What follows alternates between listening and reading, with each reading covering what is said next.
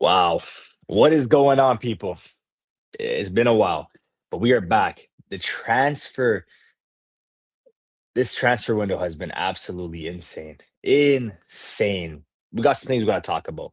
First of all, we got Enzo Fernandez that we need to bring up. We have Ayyoub Bouaddi that has officially signed his contract with City. It's officially a City player. How long has that taken?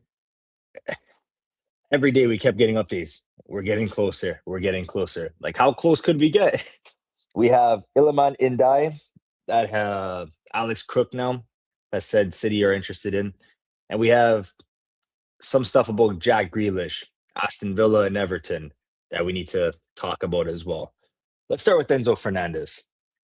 What do you guys think about this signing? Me personally, I'm 50. I'm not 50-50. I'm like 70-30. I think if he comes into the team, he obviously makes the team 10 times better than what it is. We need a player like that. I've been saying it for the past couple seasons, since arguably the four in a row slash treble season. Um, we've been missing that force. De Bruyne's came out and said that we're lacking a little bit of that physicality, that grit, that that force that kind of just leaves it on the players. We haven't had that, and we're missing that. And Enzo kind of brings that to the squad. We need a little bit of an asshole, to be honest, in this squad. It's gone a little bit soft.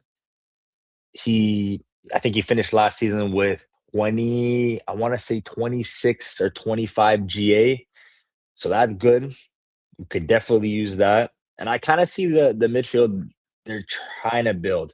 I see Enzo as a Gundo, kind of crashes the box late, gives you those goals in the midfield, but can also create. Then you have Cherky. It's kind of like the De Bruyne. These are, of course, not like for like. This is just, in my eyes, how I see the profiles. I see Bouaddi as a Rodri. They have the same kind of build. Obviously, he's only 18 years old. We're not expecting a crazy anything crazy from him, but for me, he is a like to Rodri. Their game style is very similar. And then you got Bernardo Silva, which is Anderson, that runner. It won't stop running. You look at the map at the end of the game, and he's got the most kilometers put in. That's Anderson, and Anderson defensively is top as well. But yeah, this Enzo signing for me, it's I think it's gonna happen. I'm looking at the the leaks and the stuff coming out that reported City are putting in 120, 140 million bid. It's getting accepted. Chelsea put this deadline. They must complete by Friday. Let's be real. City put 120 last day before deadline, couple hours before. They're accepting it. For me, it's Chelsea are looking for a replacement. I think all the documentation is done for City. Enzo's already agreed to the contract. I believe it's till 2032. All that stuff's done. It just needs to pen to paper, and that's it. He's a City player. It's just once Chelsea get that agreement with their replacement, I think that's when you'll start getting all the news. Because you got to remember too, with Fabrizio, with Ornstein, with all these reporters, the news that they report is from a previous day, even 2 days. We're just finding out about it now. So I believe that Enzo's coming to City. Any upgrades in the midfield? I'm just trying to figure out as well, just where or how they're gonna make it work. I don't expect Bouaddi to be a straight starter off rip. I can see him eventually starting, but then how does that work with Cherky? Because for me, you guys know my stand on Cherky. He's a starter. He's got to start week in, week out. You play that guy. He can just change the game in a matter of seconds. Do they play him on the right? But that's where Iliman and Jai now comes into the conversation, with City being linked to him. Because how do you put Enzo, Anderson, and Buadi and Cherky all in one midfield? I know Enzo likes to play with those two tens. So do you start Cherky on the right, and then you bring him in and you have Enzo and Cherky as your tens with Buadi and Enzo behind, and Nunes kind of goes into that right wing position. This is obviously when we're in possession of the ball. But yeah, I'm interested to see. I want to see because we have what 5 days now until the transfer window is done. Viana, Gotta get these signing in. I seen Big Steve talking on the Big Six that they're looking at Adam Morton as well. Can you imagine a window? Elliot Anderson, Enzo Fernandez, Bouaddi, Adam Morton, Iliman Ndiaye. Oh my god. We sold a lot. We've sold a lot. We I seen it. There was total of what, 10 players gone or something, or 11 players gone. It was one game last season. I don't remember if it was, I think it was the Leverkusen game. That whole starting 11, except for one player, which was Rico Lewis, sold. It's crazy, man. It's crazy. But yeah, that's kind of a brief talk about Enzo. I mean, there's so much talk going on about it. I think if we get it, here we go. In these next coming days, I'll obviously make a separate video regarding Enzo. But yeah, let's talk about Bouaddi. I'm excited for this signing. I seen him 17 years old, or was it 16 years old against Real Madrid, bossing the midfield. Seen him at the World Cup, bossing that Brazil. I think his other games were a little bit quiet. That Brazil game was obviously top, and I think he set the bar so high, even at 18 years old, that those other games didn't probably amaze you. But from an 18-year-old, the amount of experience, the amount of game time that he's already put in at that age is insane. There's a reason why this guy was one of the top targets for City, and multiple clubs were looking at him. I think honestly, he picked City. I was watching his interview this morning, and I don't know if it was the contract they gave him or just in general. He said that he watched Yaya Toure a lot as a kid. People got to remember this too. A lot of these people coming out at 18, 19, 20, all they know about is City winning. All they've seen is City winning. So people have to come to the realization that a lot of these kids and people coming through the academy are coming onto the main stage now. They've seen City win, and they see the club as a big club. Whether you think so or not, the club is massive, and it's just trajectory of the club is just keeps increasing every year, every season, and that's why you got to get the signings right. The last two seasons haven't been up to City standard, but the club is making and noticing the changes that need to be done, and they're addressing it. I think they sold to a certain extent. I agree with what they've sold.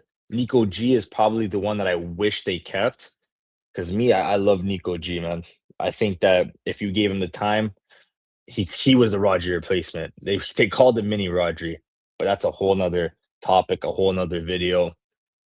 This is about Bouaddi, Enzo, Iliman Ndiaye, and Jack Grealish. I think Bouaddi will be a good signing. We'll see if he plays on Friday. Maybe he comes off the bench. I don't think Enzo will throw him right into the starting 11. I'd be very surprised. It's possible. I'd be very surprised. But yeah, we'll see. We'll see how he does at the football club. I'm expecting big things from this kid. Iliman Ndiaye.